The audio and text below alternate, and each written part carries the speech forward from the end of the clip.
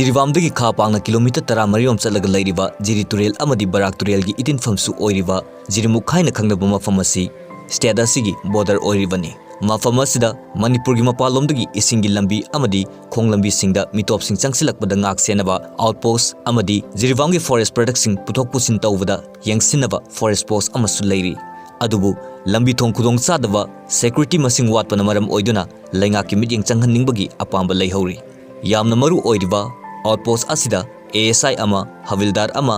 police constable ani aduga VDF nipan ngak senduna leihori. Manipur police na mafam asida haukiba chahi kayadagi border area asi Assam gi NRC gi issue amadi Manipur gi ILP gi issue asiga mari leinana Jirivam gi SP M movie gi lising makhada hangkiba post amani. Post asida matam gi oiba section thorang lokhutuna lakli mitop sing niyom lana changsilakba thingnaba thabak thorom kaya paikhatlabasu Jirimuk police outpost asigi amata ngairaba lambi asi matamga chunadaba nongju thada khongna chatpada fawba khudong chadraba lambi ama oina leiri. Outpost asigi infrastructure na chingba watpana duty tariba security personnel singda khudong chadaba kaya amasu mayoknari.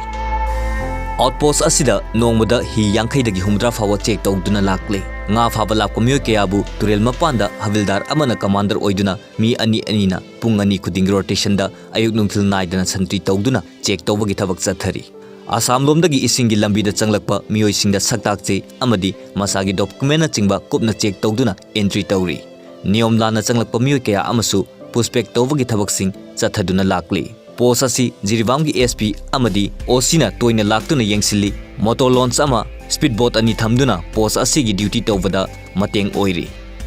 Maruine Jirivamgi SP mingoina Panjarawda ikai khumnabda matik saraba M movie Kumar Singogi makhada post asi hangduna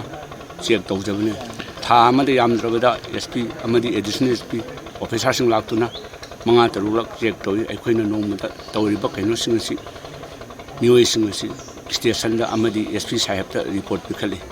haiwa report asigi matungina SP sahib na koi bisu matam punamakta awat apa punamai jungsunki JT road tagi mafam asi fawriba lambi asi Jirivamgi SP MOB amadi Manipur lenga ki lising makhada lambi kaklamnabasu makhata nanung thabagi thabaksing paikhatana leiri. Maram aduna nongju thala ko matamda lambi asi adukki mati khudong sadaba oiri. Sahi amani dagi khoirakpa irel mayamna narando ina khangnaba mafam asi yaunabada khari bomfam asi dagi lambi asi de chatlaga asi mafam asi da khoi Manipur government gi tongan ba environment gi khoi mieng khoi changlakani haibagi khoi gi adumasu leire adu forest outpost adu police ki outpost amasu leirabani adu maramaduna haibe lambi asi khoi matong ga tang chana ba mongda khoi mari leinarba authority na khoi samjin